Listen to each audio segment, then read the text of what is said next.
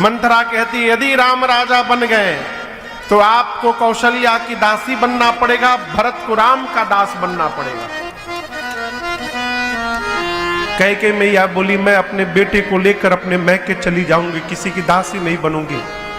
मंथरा बोली मैके जाए आपके शत्रु, मैंने ज्योतिषियों से दिखवाया है भरत की कुंडली, ज्योतिषी ने 3 रेखा खींच कर कहा है राजा भरत ही बनेंगे, आप चिंता ना करो।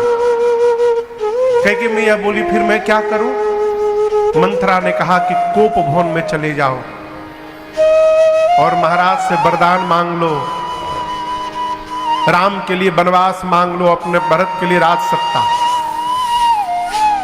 लेकिन ध्यान रहे जब तक महाराज राम की सौगंध न ले ले तब तक मुख न खोलना, क्योंकि राम की सौगंध ले लेंगे फिर महाराज मुकर नहीं सकते।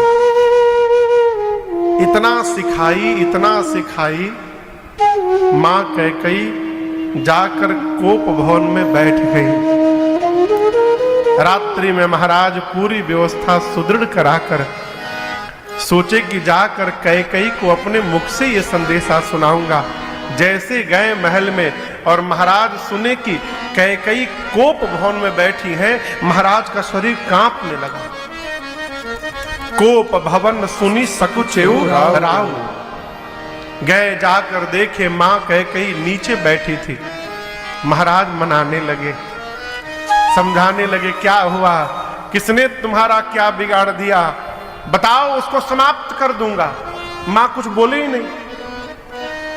महाराज सोचे कि राम को प्रेम करती है, यदि बोलूंगा कि कल राम का अभिषेक है तो प्रसन्न हो जाएगी। महाराज ने कहा कैकेयी उठो, श्रृंगार धारण करो, तुम्हारी मनोकामना पूरी होने जा रही है। कल मैं प्रातः काल राम को युवराज बना रहा हूं, मैं बहुत प्रसन्न हूं, मांगो क्या वरदान चाहिए तुमको।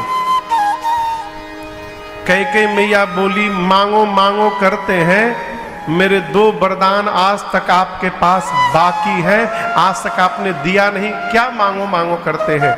महाराज ने कहा 2 क्या 4 मांग लो।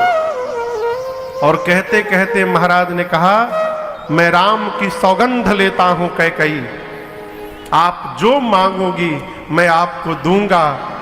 रघुकुल रीति सदा चलिया